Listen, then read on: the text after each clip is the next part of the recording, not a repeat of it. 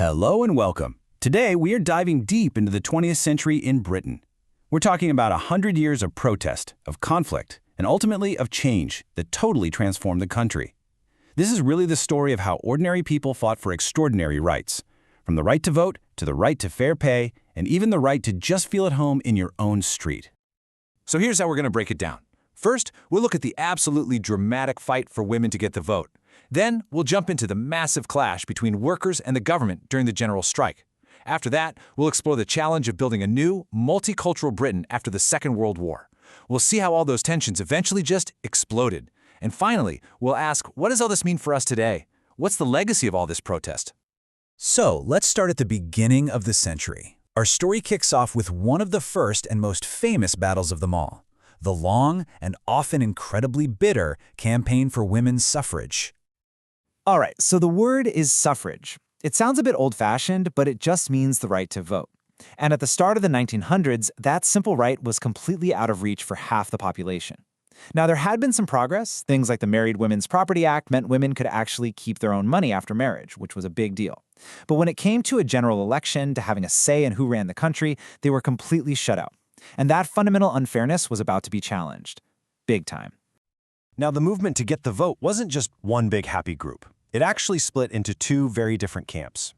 On one side, you have the suffragists, led by Millicent Fawcett. Their whole thing was about peaceful, lawful persuasion, petitions, marches, letters, that sort of thing. But on the other side, you had the Suffragettes, led by the incredible Emmeline Pankhurst. Their motto was deeds, not words.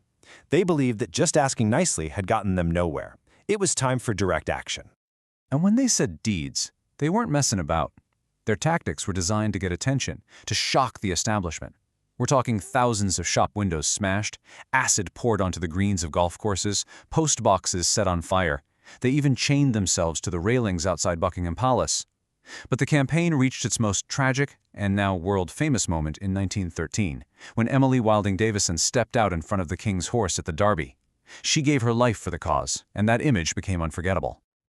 The government's reaction to all this was incredibly harsh. When suffragettes in prison went on hunger strike, they were subjected to brutal force-feeding. But this caused a huge public outcry. It was seen as torture. So the government came up with this really cynical law in 1913, nicknamed the Cat and Mouse Act. It created this horrible cycle. A woman on hunger strike would get so ill that she'd be released. But then, as soon as she was well enough, the police would just re-arrest her to finish her sentence. It was a cruel game, and it just made more and more people sympathize with the women. Then, in 1914, the First World War breaks out, and it changes everything. The suffrage campaigns were put on hold as women stepped up to help the war effort, working in factories, on farms, everywhere. Their contribution was just undeniable. So, in 1918, the government passed the Representation of the People Act. It was a massive breakthrough, but, and it's a big but, it only gave the vote to women over 30 who owned property. It wasn't full equality. That finally came 10 years later, in 1928, when all women over 21 got the vote on exactly the same terms as men. A huge victory. But the fight for rights wasn't just about gender. It was also hugely about class. And that brings us to our next major event, the 1926 General Strike. This was a moment when the entire country pretty much ground to a halt because of this massive showdown between workers and the state. So why did this happen? What led to this huge national strike?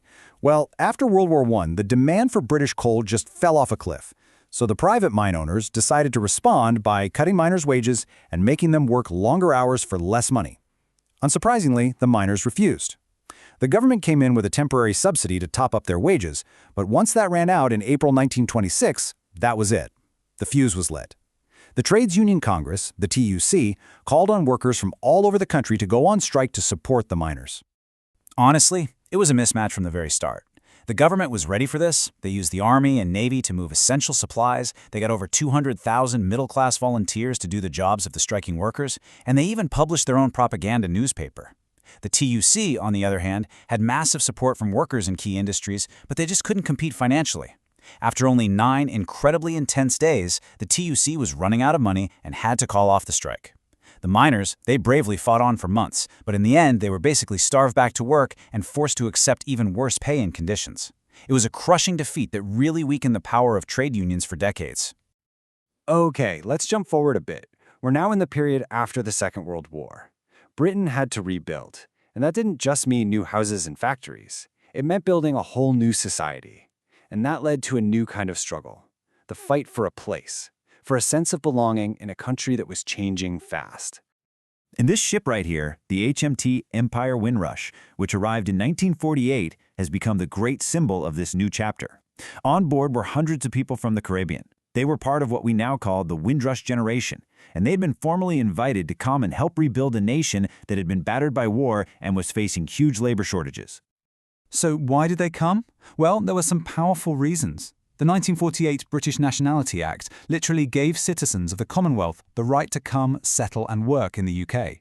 On top of that, wages were much, much higher here, and for many, Britain was seen as the mother country, a land of opportunity. By 1958, more than 200,000 people from the Commonwealth had answered that call. But the welcome they received, well, it was often incredibly cold. The reality for many immigrants was really harsh. They faced widespread discrimination. Finding a place to live was a nightmare, which led to segregated areas. Banks would often just refuse to give them loans. At work, some companies had a color bar, which was basically an official but not official policy of not hiring Black and Asian workers. And all this hostility sometimes boiled over into violence, with clashes against gangs of white youths like the Teddy Boys. And these social tensions were being fanned by a political backlash. In 1968, a conservative MP named Enoch Powell gave this notorious speech, which became known as the Rivers of Blood speech. This quote here really captures its inflammatory tone. He was basically saying that immigration was going to destroy the nation. The speech was hugely controversial, but it definitely struck a chord with people who were anxious and prejudiced. And this leads us to our fourth section, where all of this, decades of simmering tension, of discrimination, of a feeling of injustice, finally just boiled over into open conflict right on the streets of London. The Brixton riots of 1981 didn't just come out of nowhere.